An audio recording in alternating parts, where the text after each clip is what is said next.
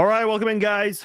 Farzin Vasugian here for another episode of the Chief Zone podcast. We are going to have a three-peat this week. We did a podcast recap last night after the game, doing one on a Tuesday night, and of course, we'll do one tomorrow when we will preview the game between the Chiefs and the Bengals. We're going to do our Week 16 and our Week 17 roundup tomorrow, or tonight, rather, excuse me. So tomorrow's episode going to be not as long. We'll obviously recap whatever comments we hear from the New Heights podcast, and also hear from Andy Reid and Patrick Mahomes in the press conference. The injury report will start there, and we'll obviously break down the game. Before we get started, I want to let you guys know this podcast is brought to you by SeatGeek. Go to SeatGeek.com. Get your sporting event tickets from there, concerts, whatever it is you want to attend. I've attended several sporting events this year. Went to the Western Conference Finals game in Las Vegas. Went to Chiefs Lions at Arrowhead, Chiefs Raiders at Allegiant Stadium. Glad I went to that one instead of the other Chiefs Raiders game. Went to a few sporting events this year. All got them from SeatGeek. And if you're a first-time customer of SeatGeeks, go to SeatGeek.com. Put in my promo code Farzin. You will save $20 off your first purchase from SeatGeek, and you can attend whatever event you want to go to as long as it's available on SeatGeek. If you see a green dot next to the ticket price, that is good. Buy those tickets. Avoid the ones with a red dot next to it. That means you would be paying more than you should for that ticket. So go to SeatGeek.com, get your tickets, and if you're a first-time customer, put in my promo code Farzin, and you will save $20 off your first purchase over at SeatGeek.com. All right, I am not alone on this episode. We are joined by Zach Segna. If you guys listen to past episodes of the Chief Zone or Farzcast, you know who Zach is. Zach's done many of these with me before. Zach, Merry Christmas to you. How are you, sir? I'm good, man. Merry Christmas to you as well. Yeah, aside from the one little, not super Christmas miracle that we got to deal with yesterday, life is good aside out of that. It was a Christmas miracle, depending on whose perspective you're looking at it from. I gotta say, if nothing else, we were certainly in the giving spirit yesterday, gifting the Raiders a win. Not only gifting the Raiders a win, gifting them 2 touchdowns in 7 seconds, but it was the probably most gifted Antonio Pierce a job too. Probably, but it was the most viewed Christmas Day game since 1989. There was a much better matchup last night, yet people could not turn away from the Chiefs game. Even the haters are watching, Zach. I blame the Nickelodeon broadcast. Enough little kids probably watched it, and me. But whatever. I did not watch the Nickelodeon. So you said you watched the Nickelodeon broadcast. Is that right? Yeah. I was, looking at it just kind of side eye, what is this all about? Explain yourselves. Because I saw them hype it up on enough other games. I was like, all right, what the hell? It's Christmas. I've already had a couple of eggnogs. Let's, take a look at this, see what's what. And yeah, did I think that I needed Iron Eagle's kid alongside Nate Burleson and a freaking Ninja Turtle? Nope, sure didn't. But was it entertaining? Yeah, sure was. Oh, that's what I wanted to get into. Did Donatello and Raphael of the Ninja Turtles, did they have any glowing reviews of the Chiefs offense? Because I feel like they're more enjoyable to listen to than Tony Romo. Yeah, they probably were, frankly. The funny thing about it too is that because they had one of them that was just the little pop-up who would explain whatever had happened whenever it was something strange, or if it was a big play, they'd have Donatello pop up. But then they had Raphael just in the booth, so to speak, which honestly, I think that's kind of cool that they had the voice actor just jump in and do all of that on the cuff. I just think that's kind of cool. But did they kind of a different way to watch a broadcast. Did they show Isaiah Pacheco getting on the table that broke? They did not. What? I feel like that's what kids would love that. They would laugh. I mean, it's not funny because he's hurt and whatever, but come on, man. You got to have a sense of humor for that kind of thing. I would think so. I mean, they may have shown it while I looked away. It's entirely possible. Because let's be honest, it's Christmas. There's good food in that kitchen. I'm going to get up and go get it. Let's be real here. But I what about the Kelsey slam of the helmet? Did they show that? Absolutely. Yeah. And it was funny. I think they probably could have done more with it. Let's be fair. The fit that he was pitching at that point, but it was one of those things that basically you could picture your normal broadcast, because again, it was Noah Eagle who does other games fairly regularly. So the play-by-play was still pretty much the same with a little bit of nonsense sprinkled in, but then just basically geared towards think little kids. So they're explaining a lot more as they go. So frankly, if I was a first time football watcher with all of the questions of okay, wait, so what is that? for insert penalty here or something like that. It was actually a really good way to watch the game. Yeah, I've watched, I think in 2020, they did a Nickelodeon broadcast, 2020 or 2021. I can't remember what year it was for the playoffs. And so I was really curious. And they ended up giving the MVP, the Nickelodeon Valuable Player Award, to Mitchell Trubisky. And the Bears lost that game like 30-3 or something like that. I'm like, sounds about right. Because that one's just a popularity vote. Yeah, that's just really what it was. Like, honestly, I was blown away that Travis Kelce didn't win it. I figured that the Taylor Swift factor was just going to carry him to that victory, and it looked that way for a while, but they ended up giving it to the guy who got the scoop and score on us. So, okay, yeah, whose name already escapes me, which is probably for the best.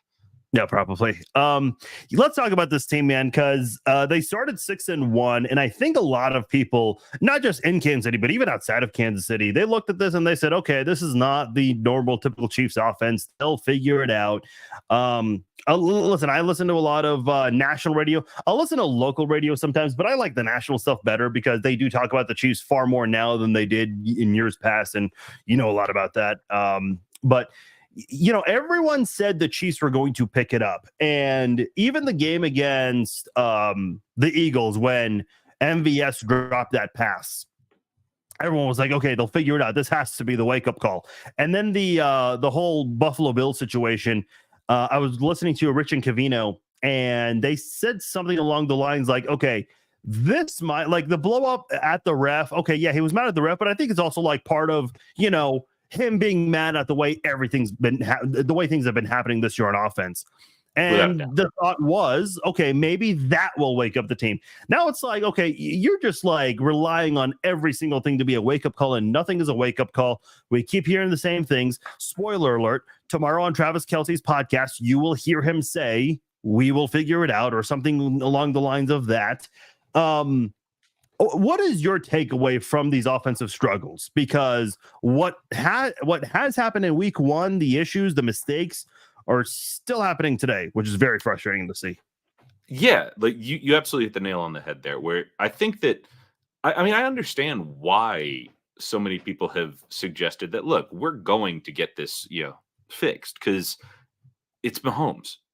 Plain and simple, like, there has been no evidence up to this point in his career that Mahomes wasn't going to turn it around. And don't get me wrong, I'm not blaming him for this. I want to be very clear out of the gate there. But I think that he earned the Chiefs the benefit of the doubt. And frankly, I put it in two, you know, camps at this point. You know, the one is the offense is different. Let's not forget that, you know, the offense that Matt Nagy ran that got him the head coaching job in Chicago is not a Mahomes offense. That was an Alex Smith offense. And if you look at the passing charts, well, it's kind of the same vibe. Maybe not, you know, the same level of downfield threat. It's just, it is what it is.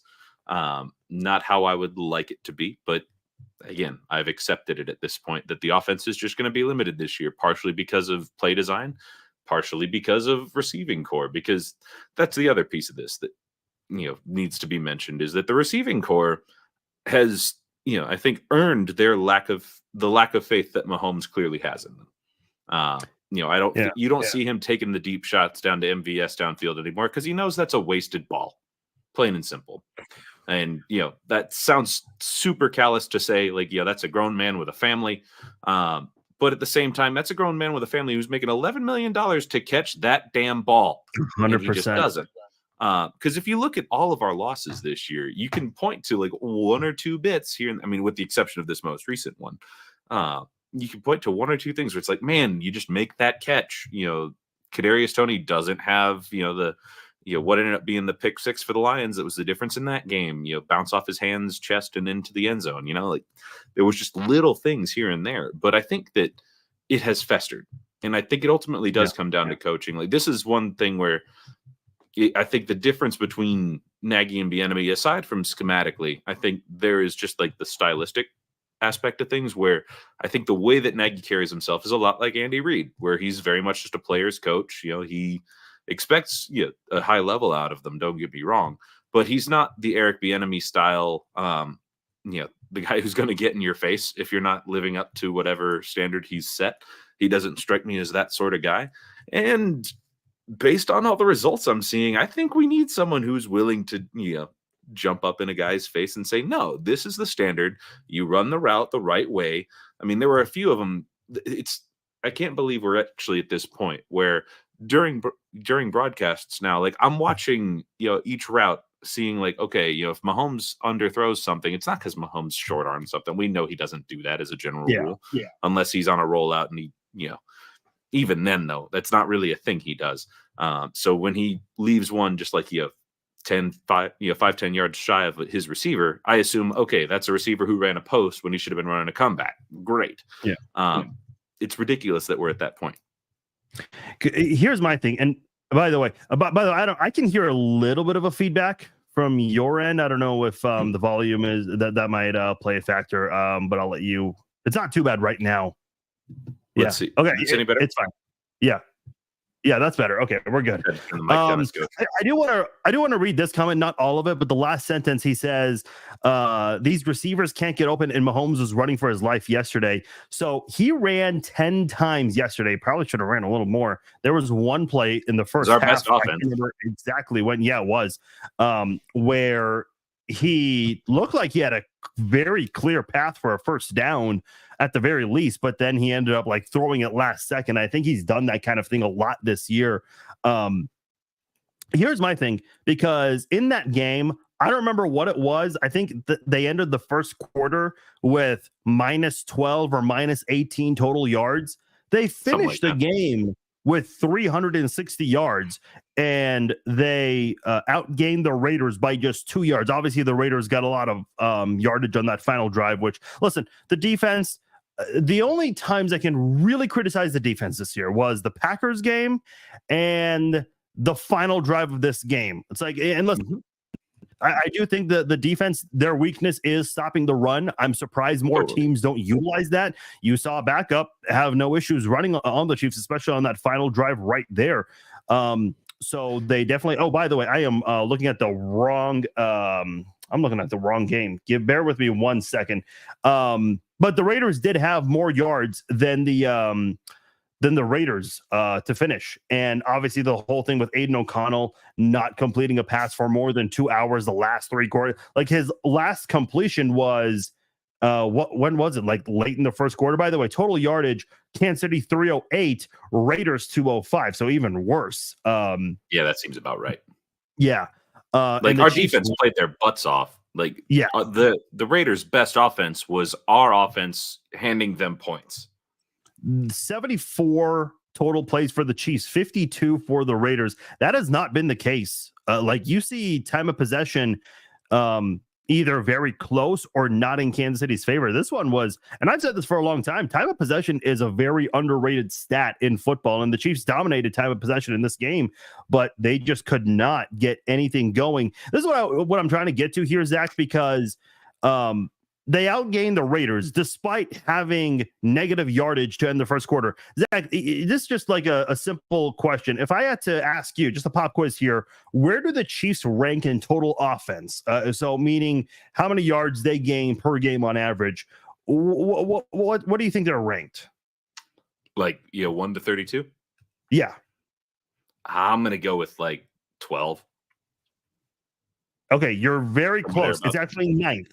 So to give you an idea, it's Miami, San Francisco, Detroit, Buffalo, Baltimore, Dallas, the Rams, the Eagles, and then the Chiefs at number 9. And then behind them, to give you an idea, Vikings, Texans, Jaguars, Browns, Saints, Colts, and so on. Seems about right. So I mean, not the top 5 or top 3 that we're used to, though. Yeah, no, 100%. But because I was listening to Nick Wright on his show today, and he said, look, you just need to be average with this offense. And he's right. See, even though there are issues finding open receivers, they're still finding ways to move the football. Now, here's the killer. The turnover differential, very low. I think it's the second worst in the NFL. And they do have a lot of drive killers. Like even in the Buffalo game, it didn't lead to Buffalo cashing in on points, but Rashee Rice, who has been good for the Chiefs this year, but in that game, Chiefs offense was getting into a rhythm, and then Rashee Rice fumbles and Buffalo gets the ball there. So it's like those drive killers right there with the turnovers and the lack of execution in the red zone, that has really hurt the team this year. Obviously, in addition to the drops, yeah, I mean, those kinds of things hurt for sure. I don't think the offensive line was as bad yesterday as some are saying. Like Jawaan Taylor and Jawaan Taylor was bad. Yeah, Jawaan Taylor was bad. But there were times where he was able to, give Mahomes some time. And then he's also going against Max Crosby, who is just better than he is. Yeah. Like Max Crosby is probably a top 3 defensive end or top 3 pass rusher in the league. I agree. Maybe Watt ahead of him. You're right. But if you're getting paid that kind of money, I think you expect much more from Jawaan Taylor. Yeah, and then Wanya Morris don't get cooked. Yeah, that's true. Wanya Morris, I think he's played well this year, though. He did have rookie moments yesterday for sure. He gets the rookie benefit of the doubt, in my view. What do you make of that? The fact that this team can move the ball, but they do stall a lot of times in their drives. That I think is another point of emphasis that not a lot of people are talking about, I think. Yeah, I think it really comes down to kind of like I was mentioning earlier. It's like sort of a level of that attention to detail in the standard that I think, where Bieniemy would absolutely be shouting you down if you weren't living up to it.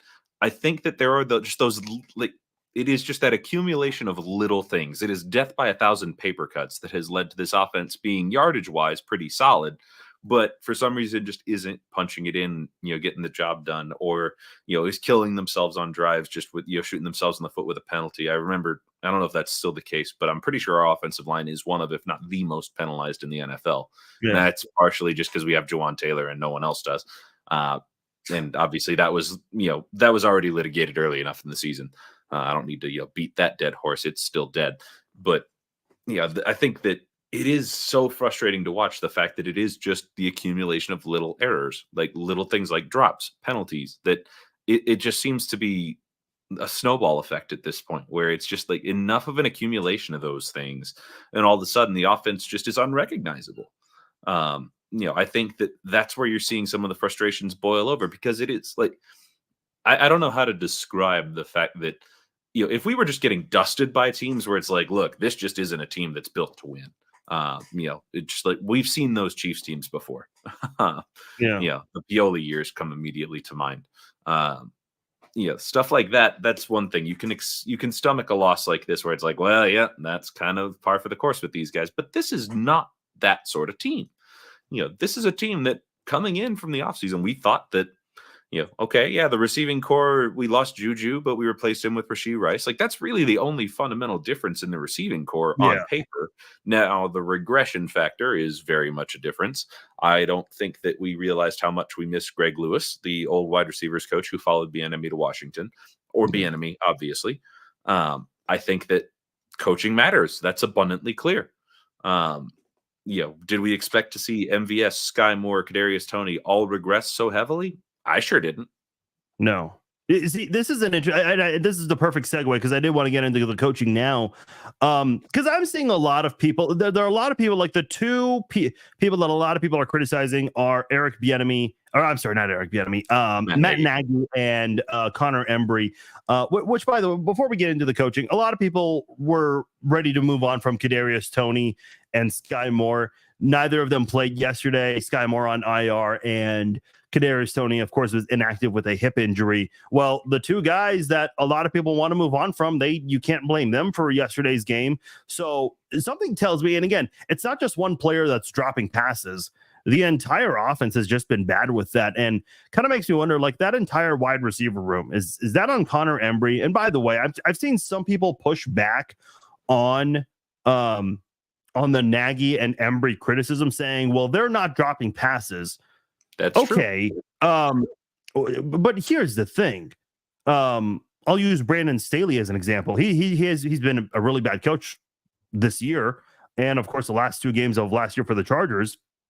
But Brandon Staley did not allow 63 points. He wasn't on the field doing it, but that was the game that essentially was the final nail in the coffin, and the Chargers fired him, because coaching, as you said, coaching does matter. I still remember when the Chiefs went from Romeo Crennel to Andy Reid.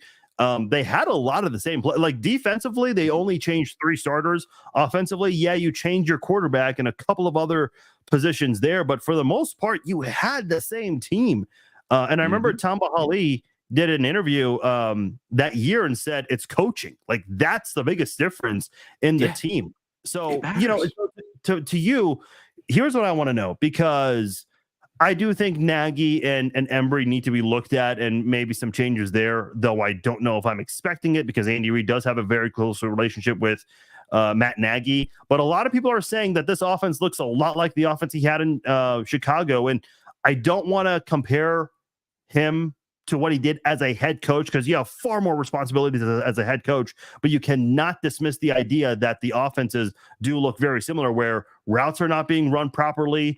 You're not seeing guys get open, and essentially it's hurting your offense.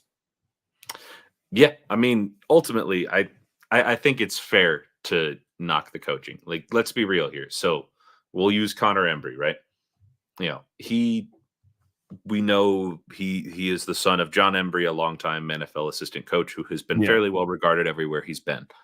He was the tight ends coach for with Herm Edwards. Yeah. Mm-hmm.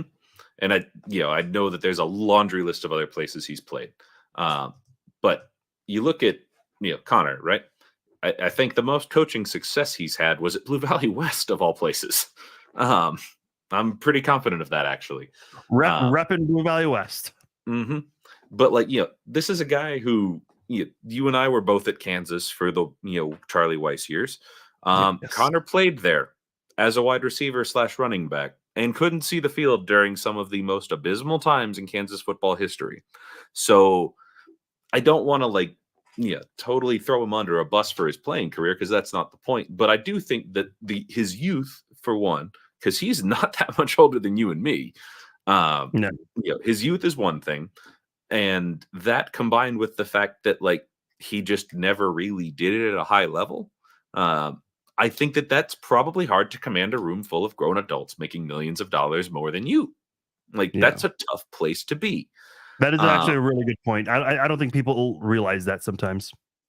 And frankly, I saw the one press conference that he did a few weeks back, and it was cringy as can be, of course, because it's a guy who was just, you could tell he just wasn't comfortable in front of the mic. And I get that. He's new to that. I understand where, you don't want to say anything you shouldn't. You want to just kind of toe the party line. And it's one of his first times that I'm aware of where he's been in front of the media. So I didn't want to totally throw that in there. But I do think that it belies a lack of confidence that he has, which, again, when you're the guy who is tasked with making all of these millionaires, do basic things like their job, catch the football, there's only so much you can do. It's kind of funny because there is actually a former NFL wide receiver on staff. We've got Todd Pinkston, who coaches running backs, because that makes sense. We'll get to that. But at least he's been there. You'd think he might be able to say hey, look, right here, you make the little donut and the ball goes in. It's very simple. You saw Mahomes do that. They coach that. Yeah, you would think he'd be able to, but at the same time, I think there's just enough little I think it's a consistency thing though when it really comes down to it. You can harp on it, every now and again, but if it's not a daily thing where that's just the culture, we don't drop the ball in this room. That's our thing. You're whatever it is in practice when stuff like that happens, it's known from the word go that it's unacceptable. You don't move past it. You run it again. Little things like that. Yeah, that clearly aren't being done. Yeah. Yeah, and then and you mentioned his press conference too. He said something. He's we got 7 or 8 receivers and they can all play. It's I don't know. Can they? I mean, listen, to give you a reference, Amari Cooper, who balled out this week, he has more yards in one game than Kadarius Toney's had all year. That's how bad. And by the way, Kadarius Toney's a guy that, possesses a great skill set. McCole Hardman possesses a great skill set. And I don't want to give up on these guys because, they do have the potential to do a lot of damage on defenses. But Jesus Christ, man. I mean, if you're not catching footballs, if you're dropping them, then the rest of your skill set's really useless at that point. Yeah, that's the biggest trick with Toney. I mean, that dude is electric with the ball in his hands. It's getting the ball to his hands that is the problem. If you can't catch the ball as a wide receiver, if you cannot receive the ball, it's right there in the freaking job title, not even the job description. I don't even know what else to say beyond that. And then you have, Sky, of course, who is, the Clyde Edwards-Helaire of receivers, which is to say too short, too slow, can't get open. ironically, I'm going to walk that straight back because Clyde played his ass off yesterday. Yeah, people are, they're coming around with Clyde Edwards-Helaire, but that's because the standard's really low right now with this offense. That's exactly not really right. Well put. But I mean, you're right. He has been playing better lately, so it is nice to see, considering we need someone to step up. And I think he does kind of have a tail under his ass, because there were a lot of rumors that he was on his way out before the draft, and they ended up keeping him. Not exactly sure what was supposed to happen, what was close to happening, or what, but he's here, and I think he's trying to make the most of it. That dude wants another contract, whether it's here or anywhere else. Because realistically, that is what Clyde's playing for. So when you see him running like he's angry, he probably is. He's running because his career kind of is hanging in the balance. Like, just because you're a first-round pick doesn't guarantee you a second contract. And I think both he and Tony are going to learn that the hard way. But it is what it is. I've been talking to a couple of former Chiefs about this over the weekend. Exchanging Merry Christmas messages, texts, whatnot, and obviously talking about the team.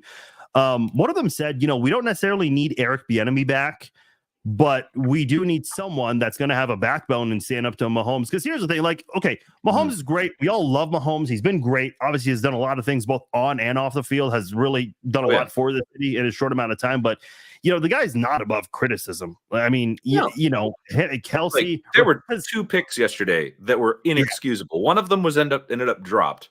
But the pick 6, I get it. He was trying to make a play. And frankly, the second one that ended up being dropped, based on the angle that I could see on the camera, he just didn't see the dude coming streaking in because he had 2 giant defensive linemen right in his face. But still, you can't throw that ball there. Well, even Tony Romo, he just called out Marquez Valdes-Scantling. He goes, he quit on that route. And everyone said that, live on Twitter as that play happened. It's like, dude, keep running. Why are you stopping on your route right there? We've already gone over that with this receiving core. But that is one of those things, though, that it does circle back to the coaching aspect. Whether he's not emphasizing it or he's emphasizing it and they aren't listening to him, whatever it is, clearly the message is not being adequately conveyed. And as unfair as this part is, because he could very well be doing and saying all of the right things as a coach. But if it's not getting through, well, let's be real. I mentioned earlier that his job is to get all of these millionaires to do their job more effectively, and he is not one himself. That's just a fact.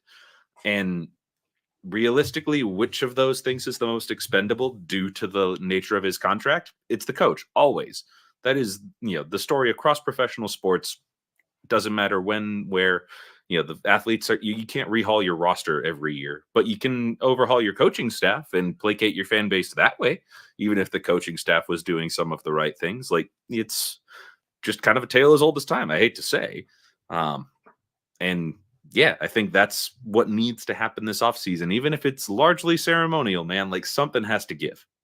Okay, here's my thing. I think Nagy's staying because Reed and Nagy have a very close relationship. You know how many opportunities Reed gave to Bob Sutton, but the wide receivers coach, I can see a change happening there. And listen, I don't expect him, plain and simple.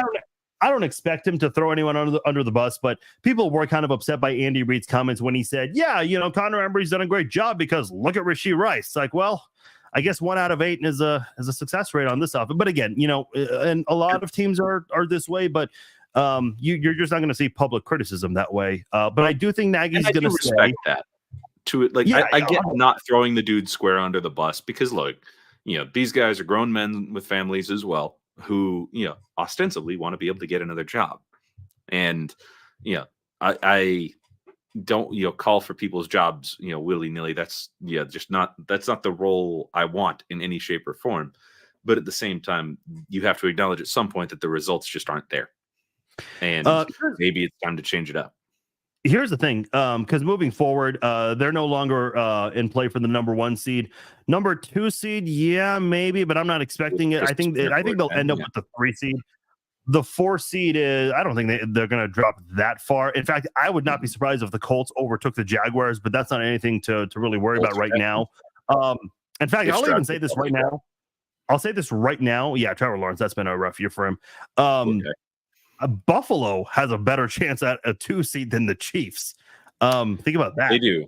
And also the other piece of that even if they don't get that 2 seed and Miami continues to win out, And Buffalo, like that puts Buffalo at that 6th seed, which for those of you keeping score at home means their ass is coming to Arrowhead to kick ours. Yeah, even though we've had their number in the playoffs, I don't know if that happens this We time have. around. And Right now, if it's the Browns or the Bills, I think I would have to pick those two teams to win. If it's a team like the Colts or maybe somehow the Jaguars, which I doubt coming to Arrowhead, but I don't think the Chiefs are gonna. The Chiefs would need to get a 2 seed in order for that to happen, which I don't think happens. Okay, a couple more other things I wanted to ask you. So, they're going to be playing 2 of the 4 worst defenses to end the year. Obviously, the Chargers are just terrible. We saw, how terrible they were against the Raiders. The guy who could not complete a pass for more than 2 hours was able to lead his team to 63 points against the Chargers.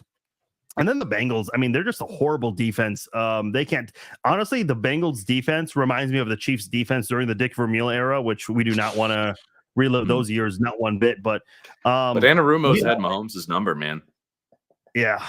Like, I feel like that's I'm with you 100%. I'm like, hey, it'd be nice if, these two defense, but like, we do still carry that target on our back, especially with the Bengals and frankly with the Chargers, who, like, the Chargers, I mean, they gave the Bills a run, sort of, but that's because the Bills tried to see exactly how many rakes they could step on and still win.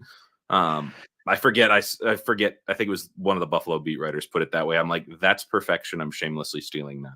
So credit to whichever Buffalo writer said they stepped on as many rakes as they could. But yeah, I think that the way the Chiefs have been stepping on rakes, man, like, I don't think either of those games is a gimme. And I know some of that's still the hangover from yesterday, but like, I would say the Chargers, they can win that game. The Bengals one, the thing that I'm kind of leaning on is obviously I think the defense will be good. I think Jake Browning and that offense, they really, kind of reverted back a bit. But here's the thing. Orlando Brown, who, thank God he's no longer on this team. Karlaftis will eat his lunch.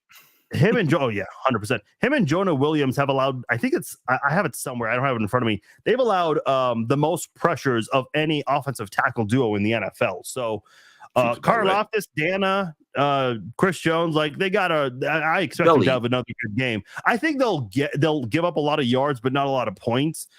I mean, at that point, you just got to hope the Chiefs can take advantage of a really bad defense at that point. Yeah. And I mean, look, we need these as get right games. Like, I genuinely hope beyond hope that all of the talking points that, Reed, Kelsey, Mahomes are going to have, where it's like, look, we just got to get it right. It's the little things we have to fix. And that's not wrong. It is a bunch of little things. They have killed themselves with 1,000 paper cuts. Like, if they just stop shooting themselves in the foot, it'd be interesting to see what this team can be. They have shot themselves in the foot so consistently this year that I'm not sure what that even looks like with this team. I can't remember the last game where I was like, I mean, maybe the Bears game when we just absolutely boat raced them early in the year. That was one where it felt like we had gotten right. But that's not a good example because the Bears were terrible. Like, I can't, other than that, I can't think of too many times where this team looked like the Mahomes era Chiefs teams of, that we've become accustomed to. Like, for the first time, I think really ever, we were down and it felt like we were genuinely out. Like, I knew statistically we were still in it, and it's like, well, hey, we could pull off some magic maybe, but it just didn't feel like we were going to yesterday. And I think that's a sad indictment on, a lot of things that have changed, whether it's the receiving core, the coaching, whatever, all the above. Realistically, it's a shame that, Mahomes, who has been, his one of his trademarks has been he's down, but he's never out. Because he'll just find a way to, pull a miracle out of his behind. He's pulled plenty of miracles out, but they get dropped. Yeah, that's literally dropped. Yeah, chosen on purpose. This year, I heard Nate Bukaty mention this morning that they have not had a single game-winning drive this year, and that's true. They did come back in that Raiders game. I'm trying to think, was there like another game where they were down early, but then they came back? I don't think that's been the case. I'll say we've really, I mean, we've been blessed with a defense that has been really, really good and has been able to paper over the fact that our offense has just been sputtering left and right. So here's my thing. I think, the Super Bowl would be a miracle at this point. Even if they somehow find a way to reach the AFC title game, And if they lose that, to me, it's still a failed season because of maybe not by the team standard right this moment, but with the way, expectations were coming into this season, no one thought they would be this bad or regress this much. By the way, I'm seeing a lot of other, finger pointing. A lot of people are saying the commercials, because evidently they filmed them live on the field during those TV timeouts. I'm seeing a lot of people blame Taylor Swift. I think she's responsible for some of the play calling. I saw someone say Brittany Mahomes needs to stay home. She's clearly calling the play, Zach. I'm seeing a lot of other finger pointing there. That is one of those things that I just like. You have to laugh because that's just people who are cranky, just yelling at windmills, man. Like it's just, it is what it is. But I mean, like, here's the thing. I understand to a degree where people are coming from with the Taylor Swift thing. And when I say to a degree, I only mean this. Travis Kelce has not been the Travis Kelce of old, but that's not because he's dating Taylor Swift. It's because he's 34. Like, Father Time is undefeated, and he plays a tough position. Not just 34. Before this season, I think he was on the Pat McAfee show, and he was saying, he's like, yeah, I can do this for more years, which I believed. But he had that knee injury right before the season started. In that Vikings game, he had that ankle injury, which looked really bad, but he ended up coming back. Understand something. So he missed one game, and he's had 2 injuries, and I think he suffered like a weird elbow stinger against the Patriots, but it doesn't seem like that was a bigger deal other than just he needed to exit the game early. He is 3rd in receptions and 2nd in receiving yards among tight ends, and he's going to end up being 1st because TJ Hawkinson is out for the year. So, even though he's not having the season we'd all like for him to have, he's still one of the better tight ends out there right now. Oh yeah. I think the other difference that, I mentioned the 34, and it's like really easy to just like hammer on age here, but it's equal parts. So yes, he's 34, and so he isn't quite what he once was, but he's also getting double and triple teamed all the time because there's no other viable threats on the offense outside of Rashee Rice. Like, so that it's not one of these things; it's all of these things, and I think there's plenty of blame to go around, and that includes to 15. Frankly, like. The entire team has to take some accountability for the way that this has gone. And I hope to God they're getting it right this week. If they come out and just absolutely boat race the Bengals and the offense looks fixed, maybe I'll be sitting here like, sweet, let's have some word salad because, you got to eat that. I'd love that, but I'm not betting on it, frankly. Yeah. Honestly, one that I don't know if you saw, did you see Seabolt's take, Curtis, the guy who does the Petro show? I saw he had a really long tweet, but I didn't read all of it.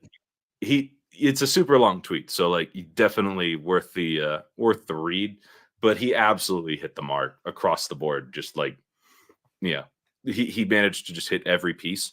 It's an organizational thing. Like, Veach bears some blame. The wide receivers, we could lose everybody but Rashee Rice and be pretty okay with that next year. And frankly, I don't think, his words, there's not a single coach on the offensive side who can make a compelling case for retention. And that includes Matt Nagy. And I think he's right because it's just been disorganized, chaotic, sloppy, all the sorts of things that we don't associate with Chiefs teams, especially on offense. And some goes on Andy too, because there's one thing we could say about what we saw yesterday, irrespective of all of the errors that we have talked about so far. One thing that was abundantly clear, the MVP of that game yesterday was the Raiders defensive line and the defense as a whole, because they came ready to frickin' play. They were ready to punch us in the mouth, and they did repeatedly. 23 pressures. Yeah. Yeah. I think the only time I've seen Mahomes run for his life more was that Super Bowl that we won't talk about again. Frankly, there were a lot of parallels between that game and the one we saw yesterday, where even down to the lack of hope. I agree with you. That did look a lot like Super Bowl 55, except he was at least hitting receivers in the end zone. They just dropped it, but that's also happening this year as well. Well, the other piece is that the only difference between, I'd say, that and the Super Bowl is, one, obviously it's a Super Bowl versus a Christmas Day game, but also the fact that the touchdowns that the other team scored were because we handed to them on a silver platter. Yeah. Yeah, no, you're right. And listen, have the Chiefs been shooting themselves in the foot with the drops, like in the Lions game, the Eagles game, and then the turnovers? Yeah, but still, Here's a question and for us. I'm not saying you're not giving them credit, but Mhm. at the end of the day, that's what you're supposed to do: take advantage of other teams' mistakes. What did you want to ask? Oh, yeah. So I was just going to ask you point blank, point to a loss we've had this season where it felt like the other team just absolutely beat us instead of us beating ourselves. I think the only one I can really say is that Packers game. I think, they just play better in the offense. Again, they hurt themselves by having field goals instead of touchdowns early on. But I just think that's the only one I can really say the Chiefs just got. Like the Packers just absolutely had a better game plan. That's the only one I can really say. That's kind of what I was expecting to hear, because I mean, we've had so many just like close losses, and I think it's just a testament to, look, the NFL, it's a tight margin of error, always has been. And Yeah. Andy Reid has been the master of that, the same way that, you look at, I'm trying to think of like other coaches who have historically been similar in that regard. I mean, Belichick during the Brady era, I suppose. But it's like this record in one score games is impeccable. It's like Bill Self. There's a lot to be said for that. But this year, I think we've just had too many self-inflicted wounds. I mean, there was just, we've seen them all. Even what was that? What just popped up? Oh no, go ahead, finish your thought. I'll get to it. Oh, no, I was done. I was. Well, Daniel was talking about Andy Reid being cute and all that. Here's the thing, and it's so hard because I kind of self-contradicted myself during the game. Because that Isaiah Pacheco touchdown, awesome. Like, great. I don't like that we had to go that deep into the bag of tricks to get a touchdown against the Raiders, but hey, it needed to happen and it got done. Yeah, I mean, that was one of the few times where you were able to fool that defensive line. One of the very few times. But then, and I even said on Twitter, I'm like, more of that, please. But then, in the shadow of your own end zone, you have this weird handoff. Some are blaming Mahomes. Some are blaming Pacheco. I think Mahomes was supposed to pitch it to Richie Rice also, which, we'll never know how that was going to go. But then it's like, here's the thing with trick plays. If they work, awesome. The coach is gutsy. The players are awesome for executing it. But if they don't work, it's the complete opposite. Hey, why did you run it on near your own end zone? The tight end, the weird tight end handoff sneak in week 1. Why do you do that on third down? Yeah. Those kinds of questions always get brought up. So trick plays are always a weird thing to criticize, but don't do it backed up in your own end zone. By the way, do you remember the Chiefs Steelers playoff game? Where the one where we didn't score a touchdown? No. Well, thanks for reminding me of that one. All right. This one we won. This was the one where Travis Kelce threw a touchdown pass, but that's not what I want to get into. The first touchdown of the game was a defensive touchdown by the Steelers because McCole Hardman, I think he was trying to hand it off to someone. Like, he took the snap and they just could not have a proper handoff. It's like, man, just why is that still in the playbook? Why is that play still there? The Bengals ran a weird play against the Jaguars, and this was like when Jake Browning had only 2 or 3 incompletions, and they're having Tyler Boyd throw a pass, which he threw it straight to a Jaguars defender. It's like, why are you taking the ball away from your quarterback that's doing well? Not that Mahomes was doing great, but Jesus Christ, man, like, don't do that kind of thing. Yeah, it just seemed unnecessary. Like, if they were pulling something, I mean, and again, who knows what would have taken place there had the play, gotten past the snap. But that's kind of the nature of trick plays, like you covered a little bit ago. It's like, they're brilliant when they work, and when they're not, they're too cute. I will never understand why we chose to do it right then and there. And I also just think it's strange where it's like, why are we having the running back hand off to the quarterback? That just seems like an unnecessary opportunity to fumble. Because let's be honest, every single handoff, like, that's one of the things I think needs to be accounted for in trick plays realistically, is that every handoff or pitch or whatever is a fumble opportunity, and it's a risk reward calculation at that point. I'm trying to. I think we go ahead. Always. I was just going to say, like, I don't think we always, calculate the risks sufficiently.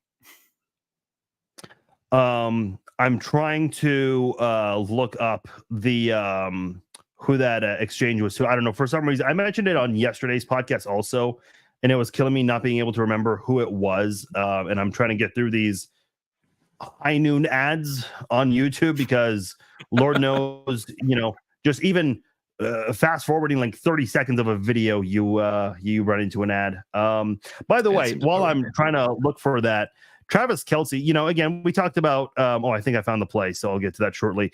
Travis Kelce can become the 7th player in NFL history to get 8 straight seasons of 1,000 receiving yards. Obviously, no tight end has even come close to doing that as many times in a career. But the other 6 receivers to do that, Jerry Rice, Tim Brown, Chris Carter, Marvin Harrison, Torrey Holt, and Mike Evans. Obviously, Mike Evans still playing in the NFL, and everyone makes the point that he has 1,000 yards almost every year. And Kelce would be part of that very rare list. By the way, and listen, I've accepted the fact that there is not going to be a Super Bowl this year, but I just want one thing, because I don't think Kelce has a lot of time left. He is right now tied with Jerry Rice for most 100-yard receiving playoff games. Okay. I just want him to get that, Yeah, because that'd be awesome. I don't think he's playing further than next season. I don't think he is. Yeah, that's a whole different can of worms that I hope to God I'm wrong about. But yeah, I'm with you. If not, maybe even sooner. Knock on wood, because I hope that doesn't happen. But who knows? I mean, he doesn't look like the Travis of old. I think that he could easily have another 3 years if he doesn't have to be the guy every time. Like if we were to go into the offseason, retool wide receiver wise, and frankly, the other guy that I'd really like to see in red and gold, is actually it's another tight end, Noah Fant out of Seattle / was with Denver before.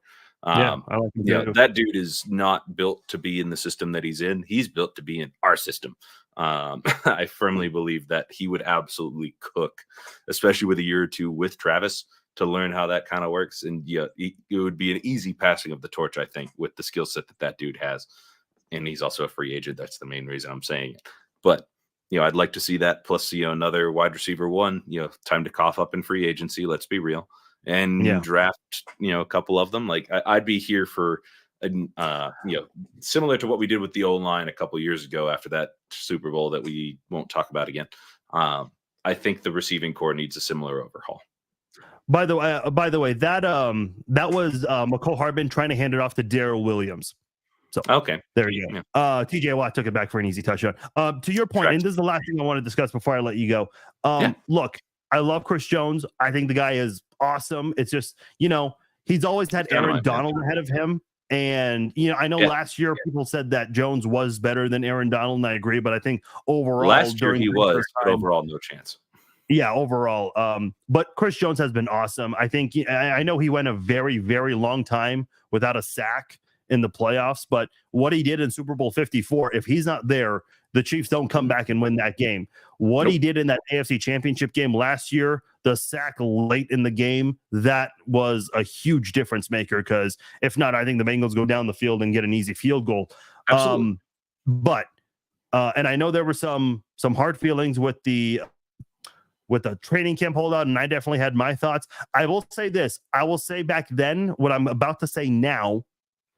You got to let Chris Jones walk. And don't even franchise tag him, because if you franchise tag him, I think, if teams you got to be strategic here. Let Kansas City deal with that franchise tag. I would not want to take that off their hands. Let them be in a salary cap bind, because Chris Jones, unless he's willing to take a very generous deal, which I doubt, because he's up there in age and he wants a few more $1 million before his time is up.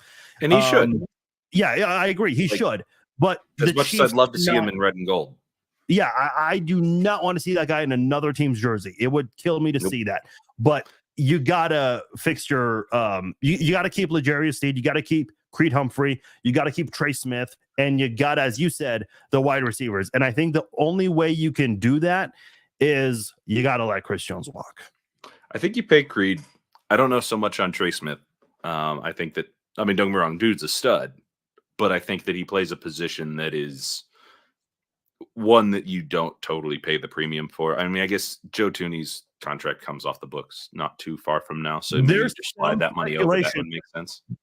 There's some speculation that Joe Thuney could be a surprise cut. I don't know. I don't agree, but some are saying that. Just means he's a restructure candidate then, realistically. because dude's been playing fine. Like, he's not the one I saw getting cooked yesterday. Let's put it that way. That's the guy we just recently tossed 20 million at, and that seems like money well spent. L'Jarius Sneed, I'd love to keep. By the same token, I also am, I think Veach has some things he's really, really good at, and some things he's kind of less good at. I think that drafting defensive backs is absolutely one of those things, whether it's Veach or someone else in the front office. I don't know exactly, who scouts what.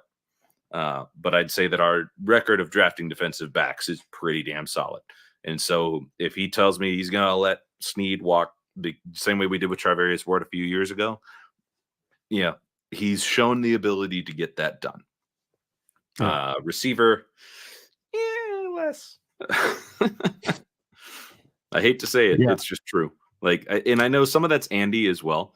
Andy likes the little short jittery guys. I personally would like another, I'd love that Odunze guy, Rome Odunze out of Washington, just the big dude who likes to go up and moss people. Can you imagine Mahomes throwing to a guy like that, or a Mike Evans, where it's just heck with it. He's down there somewhere, or even D-Hop, if we had been able to sign him this year, seeing Mahomes just chuck it up there, he's down there somewhere. He'll go get it. I think that'd be unfair. I mean, let's be honest. Mike Evans is absolutely I know he's a free agent this year as well. He'd probably be an expensive one, but boy, he'd be fun. Let's be honest. That dude made Johnny Manziel a Heisman winner. He was absolutely just run around, chuck it up there, Michael make a play. And can you imagine that with Mahomes' escapability? Good Lord, they'd be a nasty tandem and be really fun. That takes some heat off of Kelsey. I'd love to see it, but the wide receiver fix is there this offseason, whether it's through free agency or the draft. I think you have to attack both. But it's there. It is there this year for the Chiefs to do. There's too many guys that need to be. The other one I'd really like to see is actually Brendan Rice, Jerry's kid, coming out of USC. And it's not necessarily because he's his dad. He's definitely not, because his dad's the greatest receiver of all time. But he understands how to adjust to Caleb Williams, who does as much off-schedule stuff as Mahomes does. I think you get that sort of skill set in the room with Mahomes. Probably seems like a good thing. That's just me.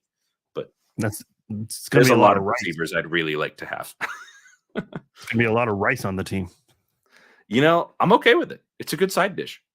Except when that side dish I like better. Hey, man, obviously you mentioned we met at KU. We obviously covered them a lot and did a lot of great things there. Obviously we've come a very long ways from the Charlie Weiss and Connor Embry era. No, I'm just kidding.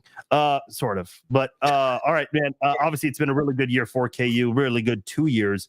What's your prediction for tonight's game? 42-28. Let's go Hawks. Okay, I love it, man. 48 to 22. 42-28. Oh, 42-28. I was like, I know I already looked at that. All right, man. We'll keep in touch. Merry Christmas to you again. Thanks for doing this with me. I'll definitely bring you come playoff time, and we'll do this again sometime. Sounds good, man. Always a pleasure. All right, man. You take care. Good seeing you. Step into 2024 with confidence thanks to Manscaped, where resolutions are met and hairs are neatly kept. As the new year approaches, why not make self-improvement a breeze by keeping your body well-groomed? Introducing Manscaped's Performance Package 5.0 Ultra, the ultimate all-inclusive kit designed to help you feel clean-cut and confident as you should. Featuring the Powerhouse Lawnmower 5.0 Ultra, this next-gen trimmer ensures precision and ease when tackling your toughest hairs. So kick off 2024 with a trim above the rest and use promo code FARZINE20 at manscaped.com for 20% off and free shipping. Their 5th generation lawnmower features 2 interchangeable next-gen skin-safe blade heads, a standard one for taking a little off the top, and a new foil blade to go smooth wherever your heart desires. New year, new you, and definitely a new trimmer. Manscaped's got your grooming resolutions covered. Get 20% off and free shipping with the code FARZINE20 at Manscaped. That's 20% off with free shipping at manscaped.com and use promo code FARZINE20. Happy New Year to your balls. All right. I'll read a couple of other comments before I do the Week 16 roundup here. Alan says, let Chris Jones go. Keep L'Jarius Sneed and use that capital from a Jones trade. Okay, here's the thing. And I'll say this again. If you tag Chris Jones, who is going to take Chris Jones off your hands? Because I think the Chiefs are going to be asking for a price similar to Tyreek Hill. Maybe you're not able to do that because he's older. But I just don't know if, because here's the thing, strategically, if you're the 31 other teams now, realistically, I don't think the Chiefs would send Chris Jones to a division rival or another top tier conference team unless they're paying a really nice price for him, which again, I don't think that would happen. But if you're the other 31 NFL teams, wouldn't you say, hey, the Chiefs struggled a lot in 2023. Let's let them deal with that franchise tag, because then they cannot compete with us signing, veteran wide receivers. That's what I would want if I was one of the 31 other teams. But I think someone's bound to want to get him, but I don't think they want to get him via a trade. That's why I don't know if he's worth franchise tagging.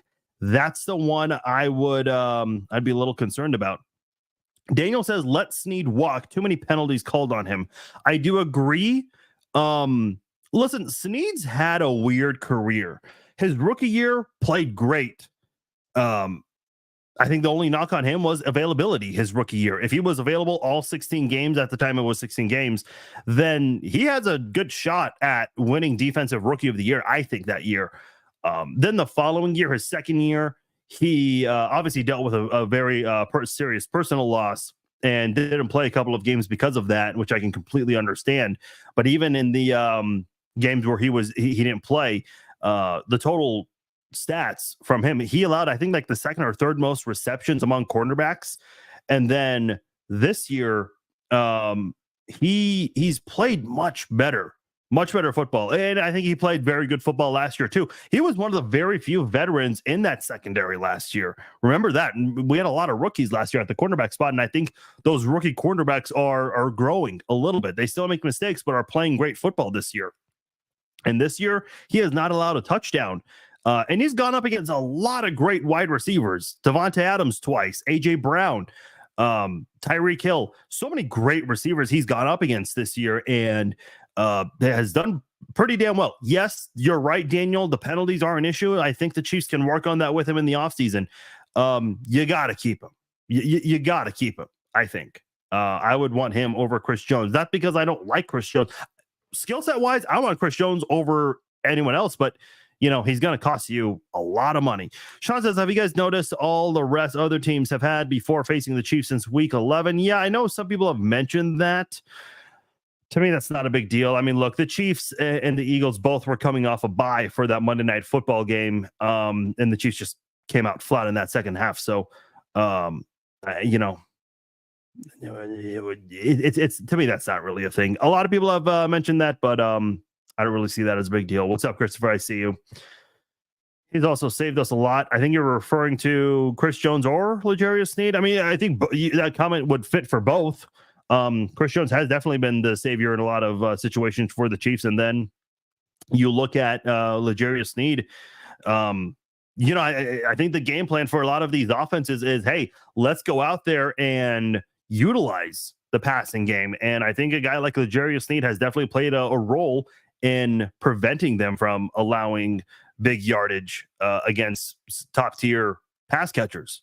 The Chiefs have done really well against a lot of top tier pass catchers this year. So, even the best offenses, I can't say I'm too afraid of, but here's what I fear in the playoffs. If you play a team like the Bills or the Browns to come into Arrowhead, or maybe even a team like the Dolphins, depending on what happens with that number 2 seed, because the Bills, I think, do have a better shot at the number 2 seed than the Chiefs.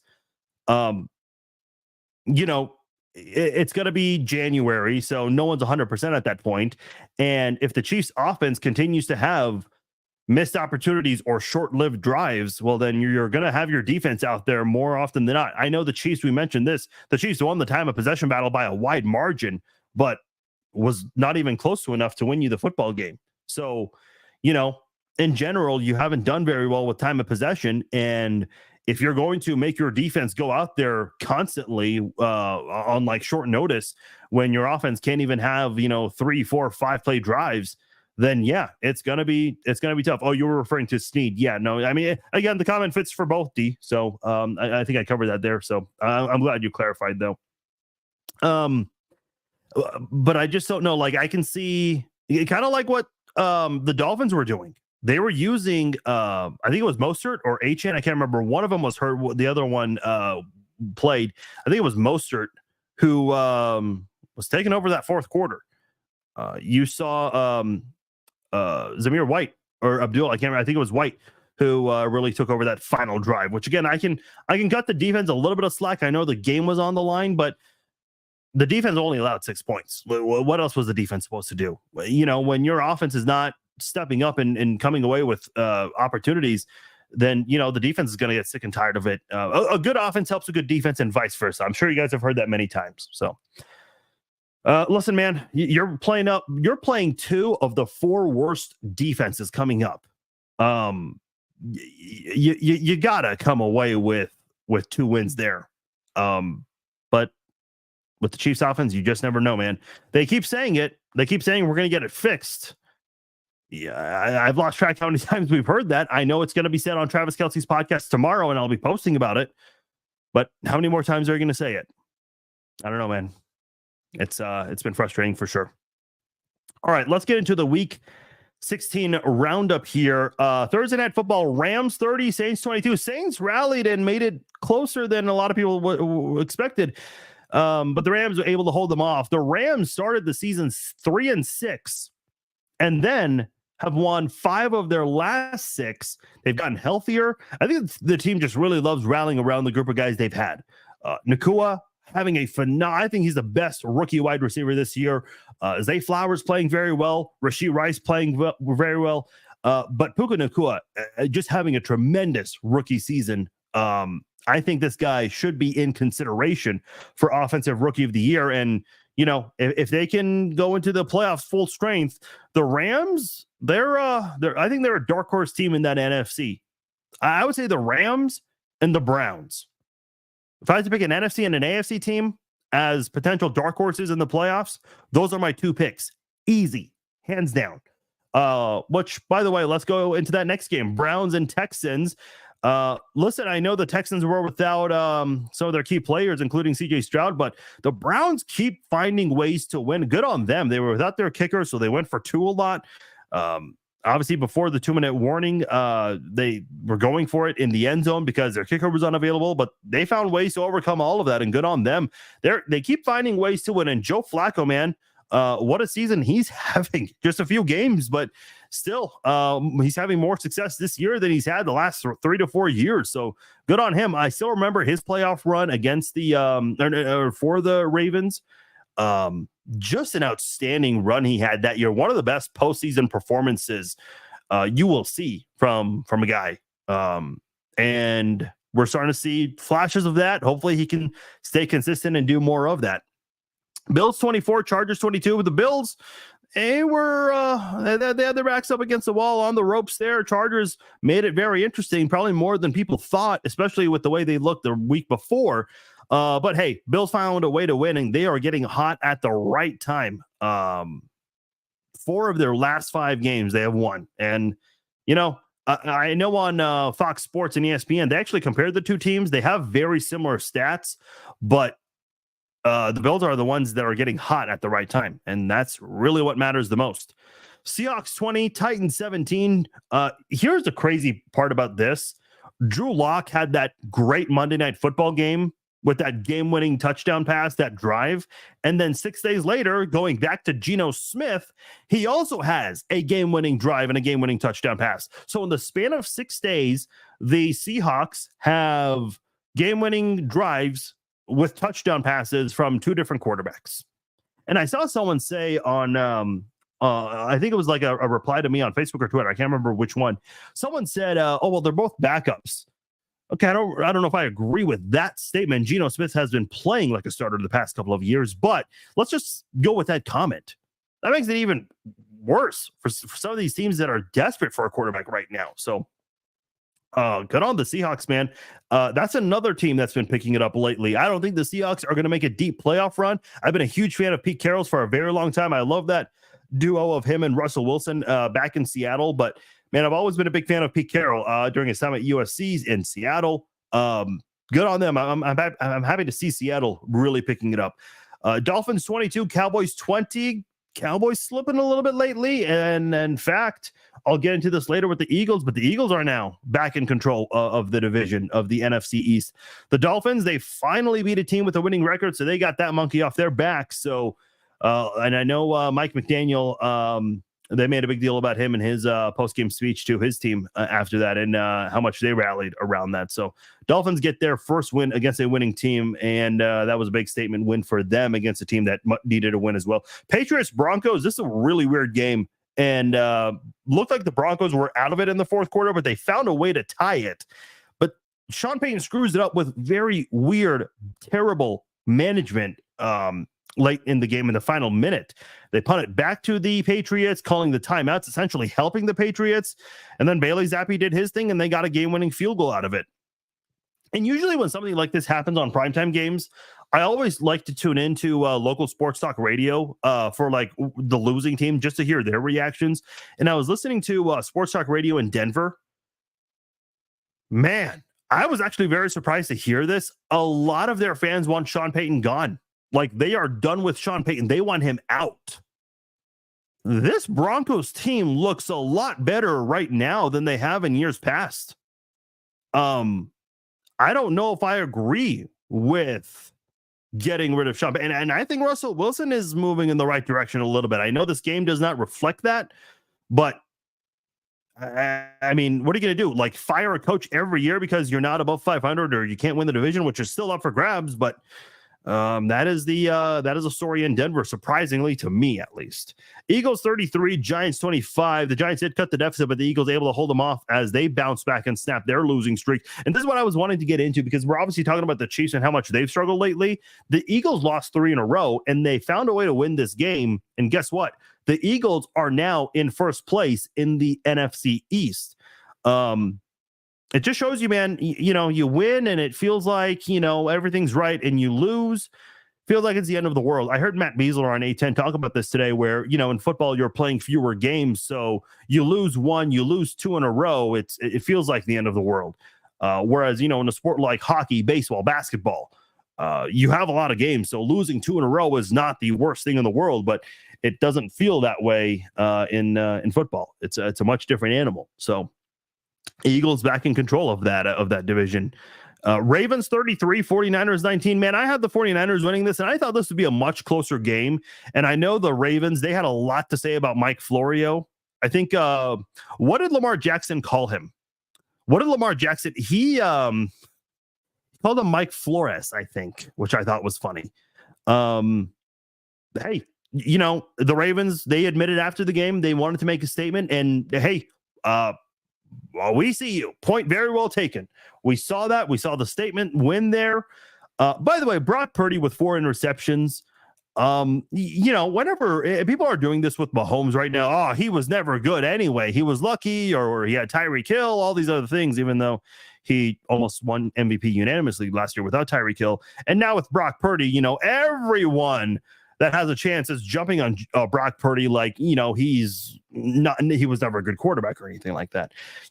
Everyone has bad games. Brady's had bad games. I still remember when the Chiefs destroyed the Patriots on Monday Night Football in 2014.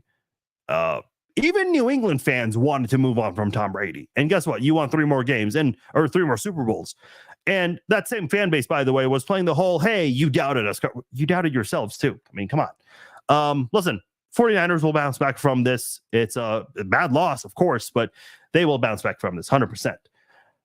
So that is the Week 16 roundup. Christopher's asking, you think we trade MVS? Or could the Chiefs trade MVS? No.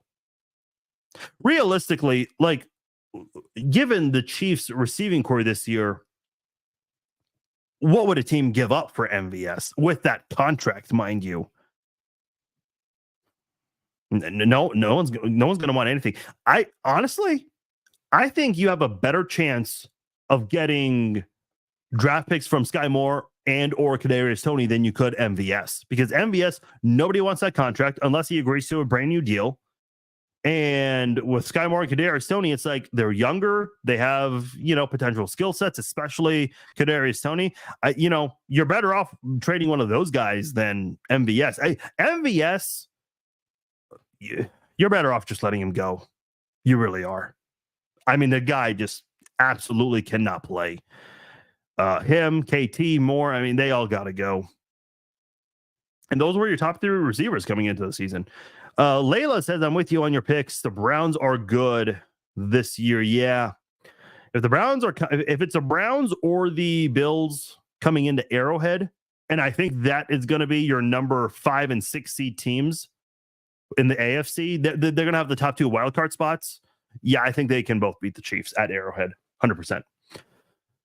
Bills, maybe the Chiefs can find a way to win. Obviously, they were right there to do it. I don't think Josh Allen did anything magnificent. Like, you got off to a 14-0 start, and after that, what'd you do?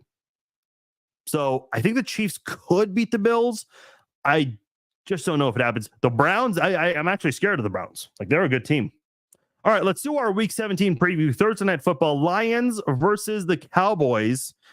Lions, they've been kind of up and down at times, but found a way to finally win the NFC North. So good on them. The Cowboys, they're a team that try to avoid a long losing streak now, as they are now behind in the NFC East. So got to go with the Lions on this one. I like the Cowboys. I think that Prescott is playing better, and I think the Cowboys can challenge teams in the playoffs and make a deep playoff run, but they got to start playing better. Patriots at the Bills. Obviously, the Patriots got the better of the Bills earlier this year. Can the Bills right the wrong earlier this year? Because I said earlier, the number 2 seed is up for grabs. And I think, if you're the Chiefs, you're hoping that they can get the number 2 seed. I don't think it happens, but you're going to be doing some scoreboard watching with this one now. And this is one of the games you want to keep an eye on. Another one you're going to be scoreboard watching, Raiders at the Colts. Colts can win the AFC South. Raiders can still win the AFC West. So 2 teams with the same record, I think, both with a chance to try to a chance with a division title. Colts have a better chance. Raiders have a huge uphill battle, but it's possible. It's still a possibility. I got to go with the Raiders on that one. I know I'm not giving predictions now, but I got to go with the Raiders on that one. Dolphins at the Ravens. This might be the game that decides the number 1 seed.